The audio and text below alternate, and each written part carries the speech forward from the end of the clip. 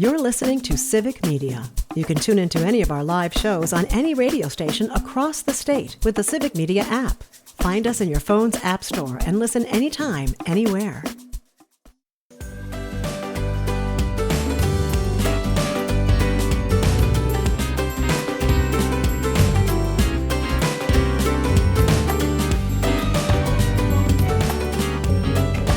Live across Wisconsin on Civic Media. You're listening to Mornings with Pat Kreitlow, powered by Up North News. Now, from our Lake Wissota studio, here is the founding editor of Up North News, Pat Kreitlow. Reminding you that you can get our daily newsletter. Go to upnorthnewswi.com, click subscribe up in the top banner. Good morning. Nice to have you back here up north. On this Wednesday morning, it's October 15th. Parker Olson producing things down in Madison Studio A2. Earl Ingram standing by in Milwaukee. Later this hour, we will be talking to the national president of Protect Our Care, Leslie Dach, about what is really at stake in this government shutdown. We'll also have Melissa Baldoff talking about our weekly climate check update, including the ways that in this shutdown, the Trump administration has been cherry picking the way that it ends funding for projects, making a nakedly political partisan acts to projects that are in blue states as opposed to red states. And again, that's not something that happened before, and it's not something we're supposed to be normalizing. That's the kind of thing that authoritarians do. It's why there's going to be a whole lot of marches and rallies across the country on Saturday called No Kings Rally. And those No Kings rallies number at least 85 in Wisconsin so far. And Earl Ingram is going to be emceeing the one in Milwaukee at the Cathedral Square Saturday morning, 11 a.m. And Earl joins us now. Earl, good morning. How are you? I'm doing fine, Pat. How are you? I'm good, thanks. So tell me more about this. You're going to have a few friends and neighbors down there at Cathedral Square on Saturday. Well, you know, I have to tell you honestly, I didn't pay a whole lot of attention to the first one of those rallies. And later on, I found out that there was 8,000 people, which is that's a pretty good crowd. Yeah. In Milwaukee. But when I started realizing that this was happening in other places across the world, but especially in Milwaukee, I really became, you know, kind of like a sponge and looking and trying to find out, you know, what this actually was and why it's happening. And then I got an email that asked me if I would be willing to do this. And, you know, I got to be honest with you, Pat, I'm honored, excuse me, because I'm from the civil rights era. And this harkens back to that time. We're in an environment where politicians, in my opinion, won't be able to fix what is happening in this nation, and that it's incumbent upon the people of this country to force our nation to correct itself. Yeah, and we've got, of course, it looks like it's going to be very well attended. It's going to be very effective at helping shape public opinion that we know what this administration is trying to do. And we know that this must be the case because the administration is already basically making up stuff about it. You had Sean Duffy and other members of the administration out there saying, well, these are all paid agitators. This is all Antifa, whatever the heck that's supposed to be. The fact that they're feeling the need to do this early says they know this is going to be a big deal come Saturday. You know, Pat, early on this year, there were rallies in Racine that I got a chance to kind of MC the first one in Racine, and then in Menominee Falls, here outside of Milwaukee. And I can tell you, Pat, that over 95% of the attendees were elderly people, 70s and 80s. And that's who they were. And so, you know, when you have rallies that have seniors who are, you know, at the apex and the forefront of them, that's telling you something. With what I understand with what's going to be taking place on Saturday, it's young people, it's the elderly, it's unions, it's different religion, it's the entire human family, it's the American people who have gathered. And it doesn't matter how they try to slant it. At the root of it is suburban people, rural people, urban people. It's the American populace that is organizing and that is trying to bring a message that they're just not satisfied. And as you well know, Pat, for those people who struggle, for those people who are concerned about health, can you imagine not being able in the wealthiest nation on earth to afford health care? But at the root of it is those things. No, yes. And it's not, I'm already seeing comments like, oh, this is just a bunch of retired government workers. No, go actually talk to the people who are there. And by the way, this isn't like some Milwaukee thing and some Madison thing and all the college towns, Eau Claire will have one. Again, there's 85 of them. I'm going to try to read a bunch of them in our last segment at just after 8:50 this morning. But if I can just say around the Milwaukee area, folks who can't get there, the sites include Oconomowoc, Cedarburg, Brookfield, Muskego, Union Grove, Kenosha, Racine Mount Pleasant, and Waukesha itself. There are people in all of these communities and dozens more who want to put themselves on the record as being opposed to what is going on right now. Pat, with that list you just, ran down, anybody who can say that this is paid agitators have really missed the mark. And as you stated, they're saying these things because they know at the root of it is a disgruntled populace of this nation who see their futures before their eyes and their grandchildren dissipating. And so they clearly are sending a message. I can't remember the last time, Pat, in this nation that a group of people as diverse as this were organized in sending these messages. And it's not anything that's being put in place by politicians. There aren't going to be politicians with the microphones. No, this is as organic as it gets with real folks talking about real experiences and real concerns going on with this administration. And so let's pivot here and talk about, part of the dissatisfaction with the economy is that people feel like they have less control over it, not just themselves personally, but in their communities. And let's take, for example, the financial sector.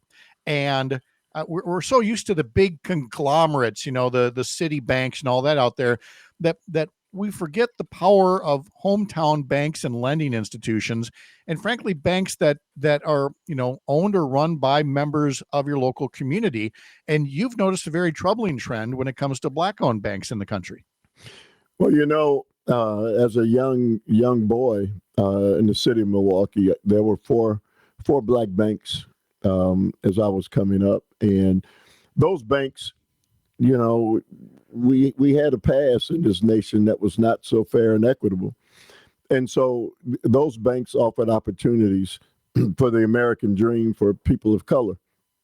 Most of those banks are all gone. I think in the city of Milwaukee, I don't even think there's one left. And so, I talked with a gentleman in North Carolina who is the CEO and president of the second oldest Black bank in the nation. And he pointed out some things that are pretty alarming to me, but things that, if you really gave it some thought, you would realize that at the root of all of it is an underserved community and people who really, through unfortunately no fault of their own, don't get fair and equitable treatment in this nation, even in 2025. And did you say the number of what there was and what it's come down to? 100, and there was originally 100 at its height, 134 Black banks in this nation. We're down to 27. Yeah. It just again reminds me when we get to talking about institutional racism and DEI and all that, and the reasons why you're looking for representation. You need to look no farther than that, and we could look at other areas too, black-owned farms and other things. But I think it was important that you called that to our attention. We're talking to Earl Ingram from the What's Going On with Earl Ingram podcast. Find it over at civicmedia.us. Click on shows to learn more.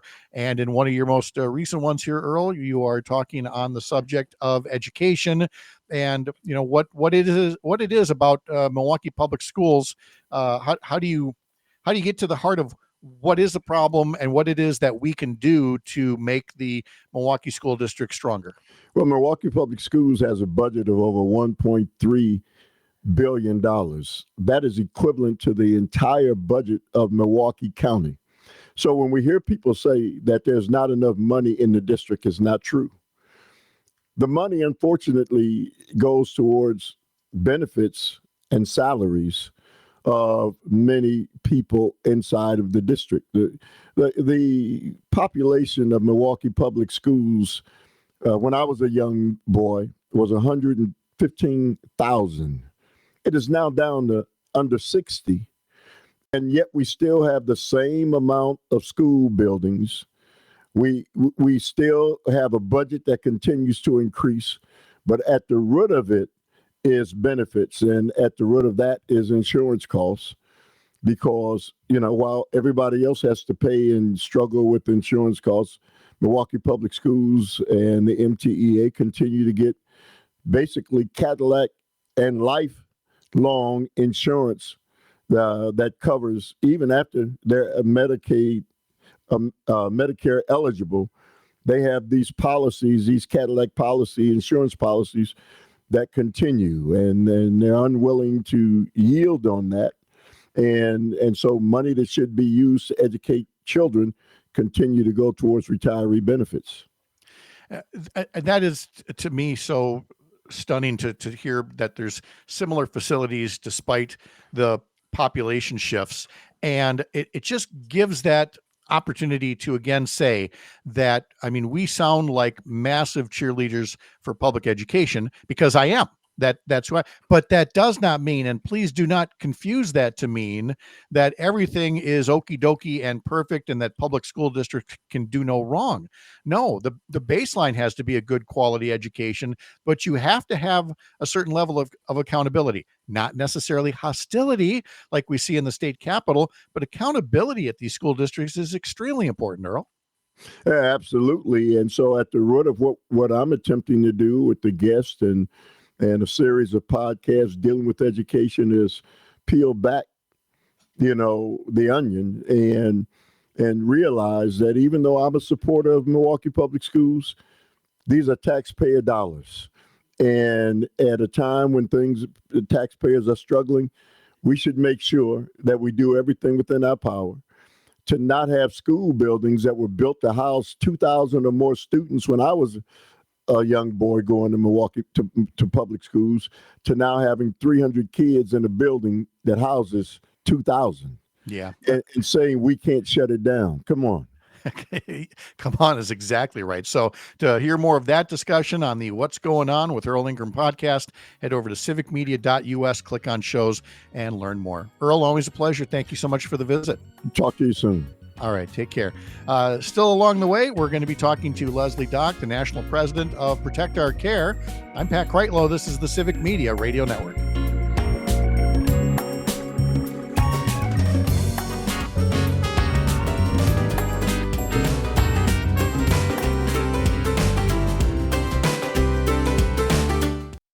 You're listening to Civic Media. Stay up to date on the latest news and information for your local community and Wisconsin by signing up for our free email newsletter. Visit civicmedia.us/email to get started.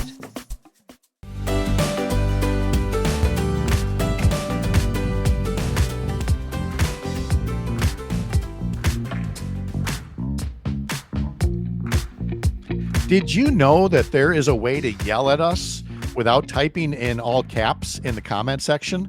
or you could actually yell at us if you wanted, and not even by phone, 855-75 Civic. You could use the voice note feature on the Civic Media app. So you could use the text feature, and you could text something in all caps. I can't believe you didn't talk about this, you jerk. Uh, or again, it's National Grouch Day, so I'm being especially grouchy today. It could be, hey, Pat, Parker, nice job on such and such. You could text it, but you can also use the voice note feature on the Civic Media app, and you can record a little audio message. And that way, just talk to us directly. We might play it back on the air. So give a look. If you haven't downloaded the Civic Media app, get it wherever you get all your other apps. And this one is going to become one of your new favorites to take Civic Media shows on the road, live, wherever you are going. Time for this week's Climate Check. And Melissa Baldoff joins us now. Melissa's a little tuckered. She was at the game last night. And that, again, you wanted to cheer. The crowd wanted so bad to explode, and it's just hard to do when the bats are that silent. Yeah, and especially the way the game started off. I mean, there's no better way to start off the first inning with that, with that Yeah, bomb by Jackson Churio, yes. by Churio. And then the bats were pretty quiet after that, unfortunately. I know. It was just odd, and I can definitely feel the frustration that was coming from the crowd. But again, all they got to do is win one game in LA and then bring it back here for game Or 6. or a couple. A couple would be better. Don't get me wrong. Yeah, Yeah. sure would. We We- had the Dodgers number during the regular season, so I'm hopeful that we can keep that Brewers magic alive out in California. I hope so. I really do. So let's turn to climate matters. And one of the things that I noticed and shared with you was again, in these times, there are people who never thought they would speak out publicly about things.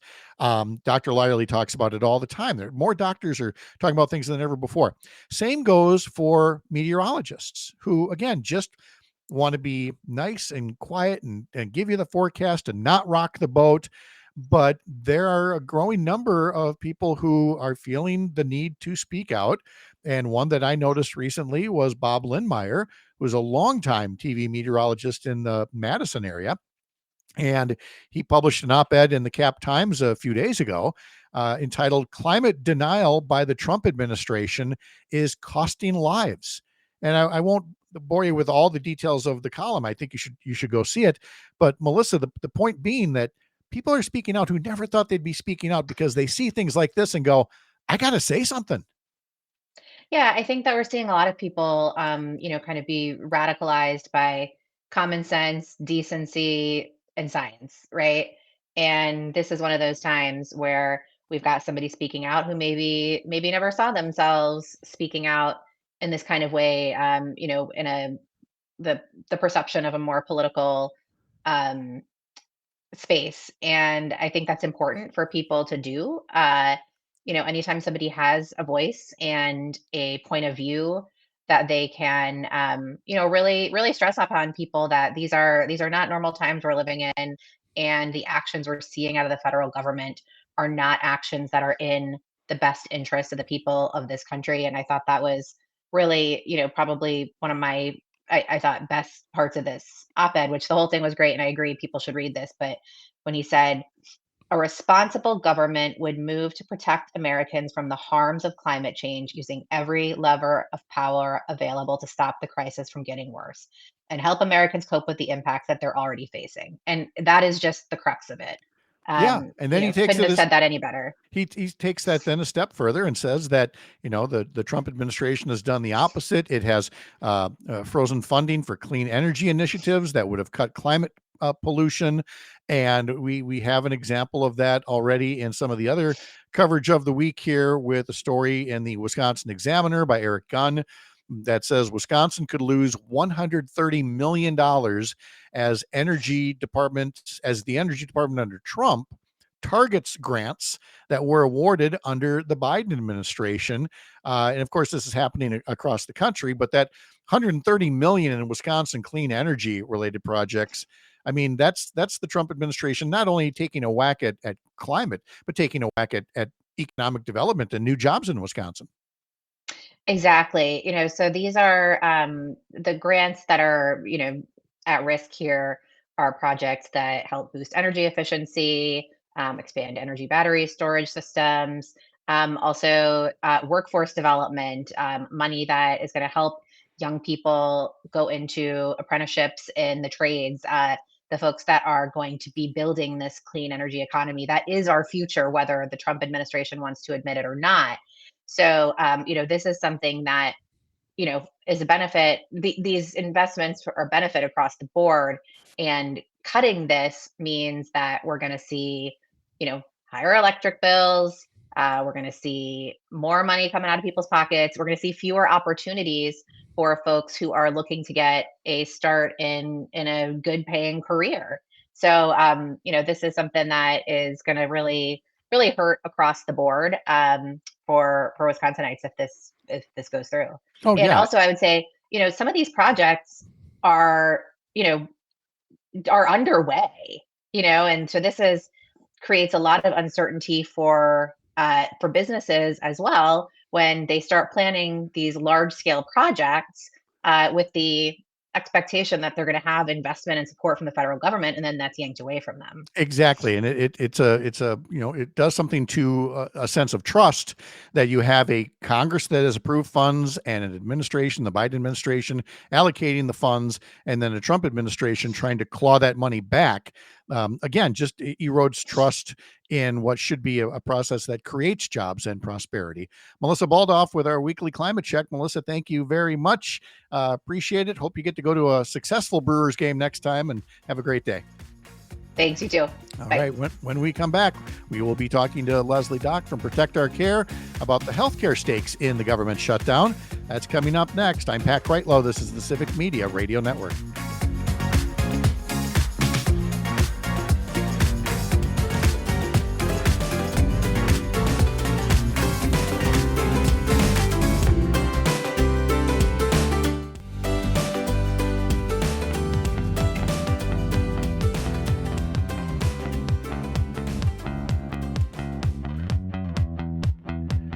Exactly 1 hour from right now, Dr. Kristen Lyerly will be joining Jane Matinair and Greg Bach for Matinair on Air. Matinair on Air follows us every weekday, 9 to 11, across the Civic Media Radio Network. Let's talk now about the government shutdown, and it really is that simple.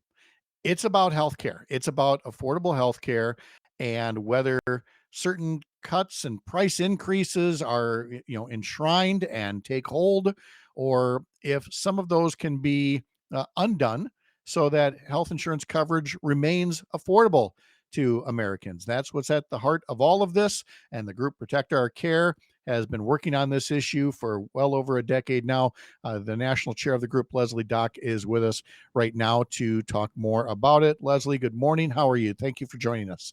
Thanks, Pat. Thanks for having me talk about this incredibly important issue that's about to slam Wisconsinites in their pocketbooks and worse. Yeah.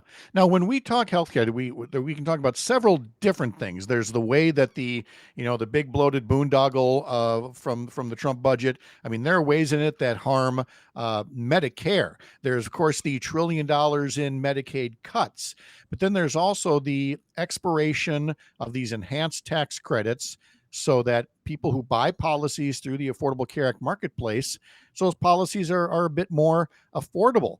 At the heart of this, Leslie, is simply that. It's what are Democrats saying that they want in return for votes that would help Republicans pass a bill that opens up the government?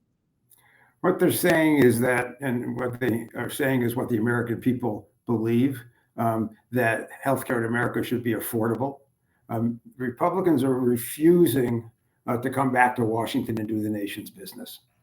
They control all three parts of the government, the House, the Senate, and obviously the presidency. They could fix this any day they wanted to, but instead they won't even show up for work. The House of Representatives hasn't been in Washington for weeks. The Democrats are there. Republicans even refuse to come to the office. And as a result,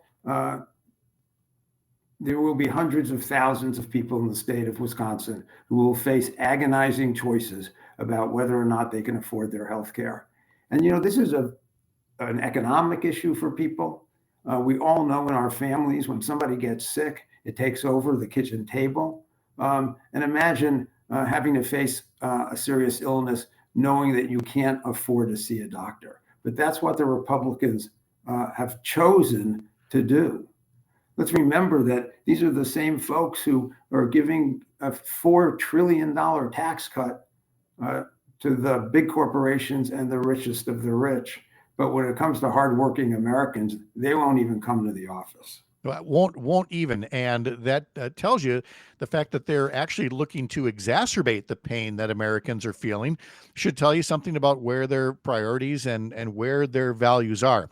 Now, there's an interesting distinction here that I think would help more people understand what's at stake. It's the notion of things that were temporary either being made permanent or at least being extended. So you mentioned the $4 trillion tax cut geared toward the very wealthy.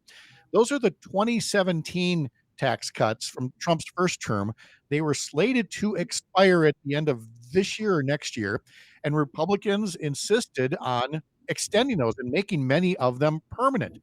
Now it's Democrats who want to make something either permanent or extended, and it's the enhanced tax credits. So, I mean, there's really no big mystery here, Leslie, that both parties see things that they would like to see extended. Republicans got what they wanted, but they won't even negotiate with Democrats for what they want.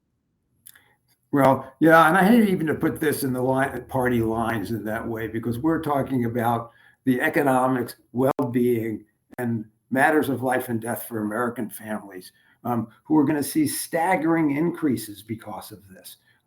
If you're, I'm just looking up a number here. If you're a 60-year-old couple in Wisconsin and you make $82,000 a year, as an example, your premium costs are going to increase by $20,000.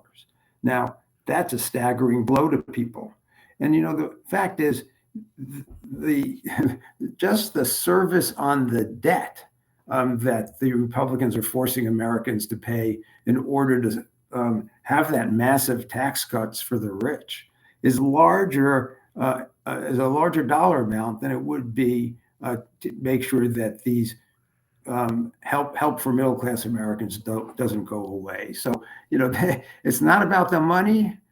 It's just that they believe people, hardworking people, should have to do everything on their own and lose their health care. And the other reason why I think it's important to be, yes, it's a partisan divide. Yes, in Washington, D.C., Republicans refuse to do it and Democrats are fighting for it.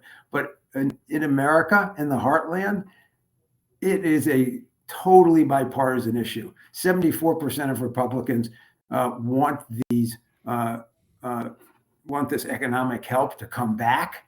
So this shouldn't be seen as it's really Republicans in government versus real Americans. Yeah. And we got into this discussion earlier this morning about what I would label as amnesia about what things were like before the Affordable Care Act. And I reminded folks that a 2008 poll, among many, showed that 82% of Americans wanted the system overhauled. So yes, while my last question was through a partisan frame, you're absolutely right to point out that Americans have known since well before the Affordable Care Act that our healthcare system needs to be more focused on the people rather than the profits and the politicians.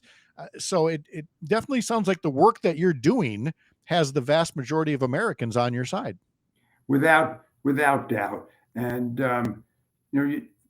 it's really, you can't even explain it to people. I mean, why would people do this? Why would they refuse to come to work? Why would they raise healthcare costs for hardworking people to the point where they're going to in Wisconsin alone, over 100,000 people will probably lose their insurance completely because they can't afford it, and make believe that that's something that the American people want. We are talking with Leslie Dach. He's the national chair of Protect Our Care about the stakes in this for all Americans, frankly. I know that people would like to say, well, this is just about people who are on the Affordable Care Act. But as we remember from, again, pre-2010, if you're going to increase the number of uninsured Americans, and that's what these price hikes are going to do. If you increase the number of uninsured Americans, they're still going to get care. So that's still, now it's going to be uncompensated care. And then we all end up paying the premiums. I mean, Leslie, you know all this, but Yeah. it's just, it's a weird sense of deja vu from what we had in this country prior to 2010. Yeah. And look, the fact is that Americans, they were skeptical of the Affordable Care Act at the beginning, but now they overwhelmingly support it. But Republicans just want to play politics with this. And no one can really there's no reason. They throw that money away to big corporations any chance they can get. Yeah. But they won't do that for real people. I want to mention one date because November 1st is when the open enrollment for ACA insurance starts. And that's the date by which when enrollees go to the website and want to have insurance for next year, they will see the staggering prices that they're going to have to pay. This will be amazing. And just put yourself in the shoes. All of us have in one way or another. If it's not us, we've had a relative or a family member. And now what they want to do, who is relying on quality care, and now they just want to take it away. See you later. It's funny that you talk about quality care because we do get people that say, well, before the Affordable Care Act, there were more options and premiums were lower. And I felt the need to remind people early in the program, and I'll do it again right now. Yeah, there were lower premiums, there were more policies, and you know what? A lot of them were junk. And if you never needed them, well, then you didn't know. You just thought, oh, health insurance is cheap. But man, if there, how many horror stories, Leslie, did we see of people who thought, I've never needed healthcare before. I've always paid my premiums. And now I find out that after years of paying premiums, they're denying me coverage. That was the way it was. Pre-existing conditions. Yes. You had a bad cough, they could deny you coverage. You were born with something and you took, you stayed in the ICU when you were a baby, your whole life, they can deny you coverage. So, these are things that look, the healthcare system is not perfect. It's too expensive. We all agree. But instead of trying to make it better, these folks want to take it backwards, and they want to take Americans along with them. And it continues to be a mystery of why they would want to do that, because again, the whole point of governance is that you take something and you make it better. Instead, we've heard repeal and replace, but there was never a replacement. And I guess I would simply still ask the president, how you doing with those concepts of a plan? Because he was asked point blank in the debate, what's your replacement? Do you have a plan? And he says, well, I have concepts of a plan. Well, where's that plan? And we're still waiting. You're not hearing anything new about a new plan from the Republicans, right? Well, we're living their plan. That's true. Yes. They have a plan. Yeah. It's to take healthcare away from millions of Americans and make it unaffordable for many more. So they got a plan. I mean, don't give them the credit of being dumb. We are talking to Leslie Dach, who's the national chair of Protect Our Care. And so in bringing this to a conclusion, Leslie, what is it that you'd like folks to do? Because I know people they'll be at No Kings rallies this weekend talking about the cuts to Medicaid and Medicare. Yeah. But if when it comes to the enhanced tax credits, is that the thing that you would want people to call their congressman and tell them to, protect and extend? Yes, it's, because it has this impending deadline, but we're still going to have fights next year on Medicaid and on Medicare. But this one is the one I think that's right in front of us now. And I think also, look at Wisconsin and you have one Senator Baldwin, who's crisscrossing the entire state to build support for maintaining and not not taking away these tax credits. And then you have people like Van Orden and your other senator, who's going nameless, but Ron Johnson, who won't even, Van Orden won't even go to work.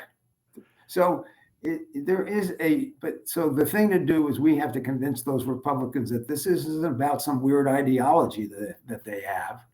This is about the life and death of millions of Americans and their economic stability as well. Yeah. Leslie Dach is the national chair for Protect Our Care, which continues to be highly outspoken on these topics. And of course, we've talked to Joe Zepecki many a time here in Wisconsin about that. And Leslie, we really appreciate you joining us again to talk about things from a national standpoint and giving us those Wisconsin figures as well. Thanks for all you do. Thanks for the visit, and have a great day. Yeah, thanks for having me. All right. Again, that's Leslie. And we'll be talking to Joe Zepecki, of course, tomorrow morning, as we do every week, surely about matters related to Protect Our Care and the aforementioned No Kings rallies that I talked about. Coming up after the break, I'm going to start to review some of them. There's 85 of them. I'm not going to get to all of them. Maybe. Well, maybe so. Let me go take a big drink of water, wet my whistle, and see if we can get you linked up with a place somewhere in your area code that you might want to attend this weekend, and let people know what you think about the current state of politics today. I'm Pat Kreitlow. This is the Civic Media Radio Network.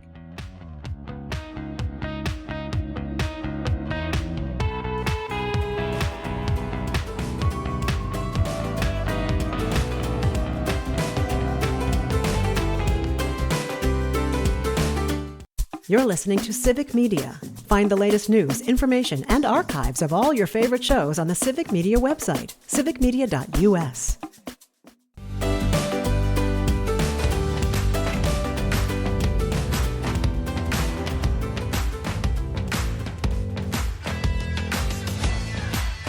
Remember, you can read more of what we do at Up North News by signing up for our daily newsletter. Head over to upnorthnewswi.com and click on subscribe up in the top banner. Subscribe to our daily newsletter that Ellie Bordeaux puts together Monday through Friday, and then my Sunday politics newsletter as well.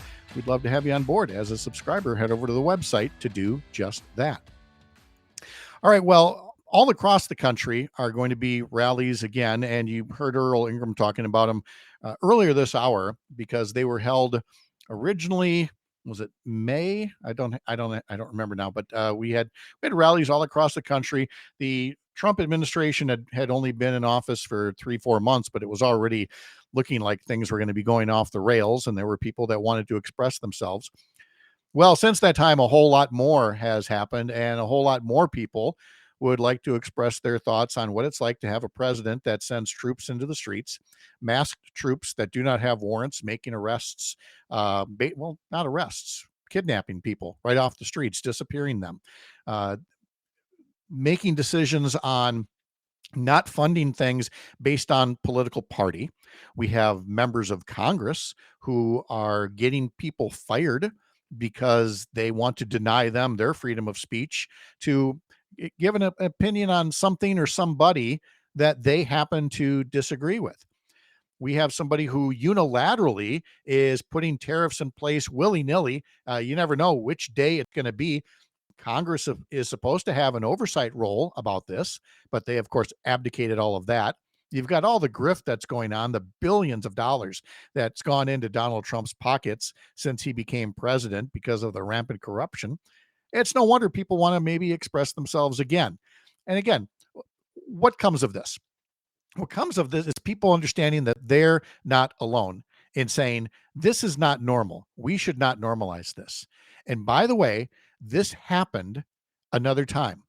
There's one other note from today's history lesson that I haven't told you about yet, but it was on this day, October 15th, 1969, that there were massive demonstrations across the country. It was called the Moratorium to End the War in Vietnam.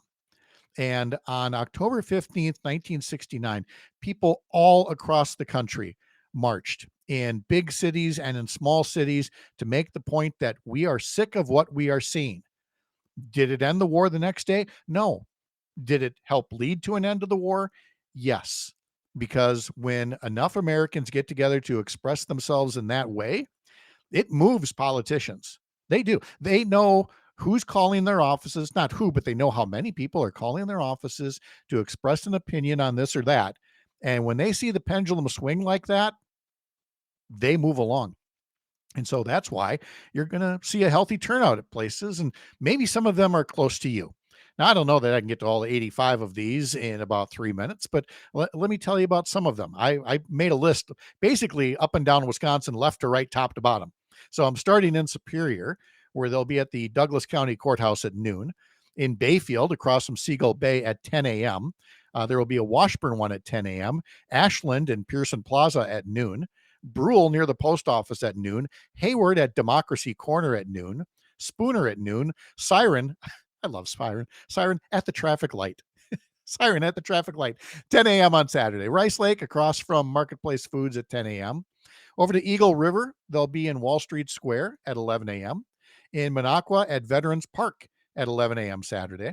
In Phillips at the Price County Courthouse at 1 o'clock Saturday afternoon. In Rhinelander at Pioneer Park at noon. Let me pause here to say, you don't have to be writing these down. If you forget one, they're all at one website. No Kings, these are the No Kings rallies, nokings.org. As I was saying, in Amory at Sioux Line Park at noon, Ladysmith has one at 9 a.m., River Falls at the Public Library at 11 a.m., Menominee in Wilson Park at 2 p.m., in Chippewa Falls at the Peace Circle at 4 p.m., Eau Claire starts at 10 a.m. If you don't hear me give a location in a city, chances are there was a No Kings rally this spring, and I've been told that it'll be at the same location, even if they forgot to make note of it here.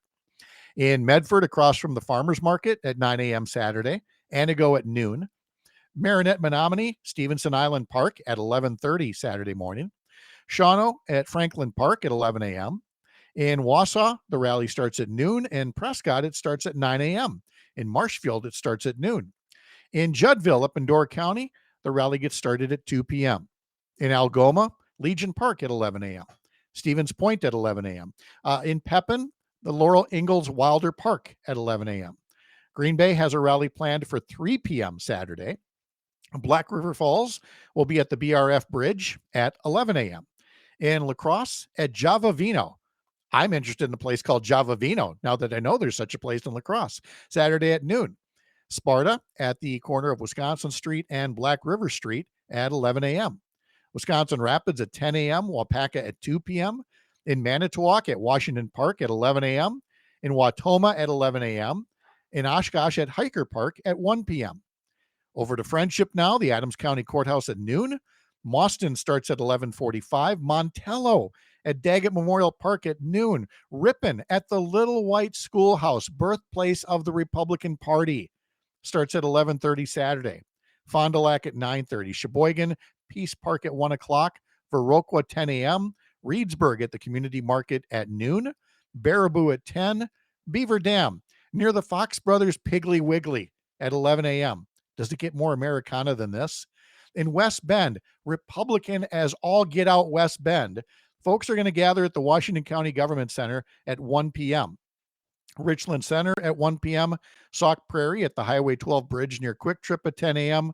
Little Mazomaney has a rally starting at noon. Waterloo at Veterans Memorial Park at noon. And then I can't get to all the rest of them here. We're in the final minute of the show. But Watertown, Oconomowoc, Prairie du Chien, Lancaster, Dodgeville, New Glarus, Albany, Monroe, Janesville, Delavan, Sun Prairie, Middleton, Madison, Monona, McFarland Park, Stoughton, Lake Mills, Cambridge, Fort Atkinson, Oconomowoc, Cedarburg, Brookfield, Waukesha, Muskego, Union Grove, Kenosha, Racine, Mount Pleasant, Greenfield, Shorewood, Cudahy, and Milwaukee. Cathedral Square, 11 a.m., emceed by Earl Ingram. Get out there on Saturday and express yourself peacefully but loudly. I'm Pat Kreitlow. Matt and Air on Air is next. This is the Civic Media Radio Network. We'll see you tomorrow morning here up north.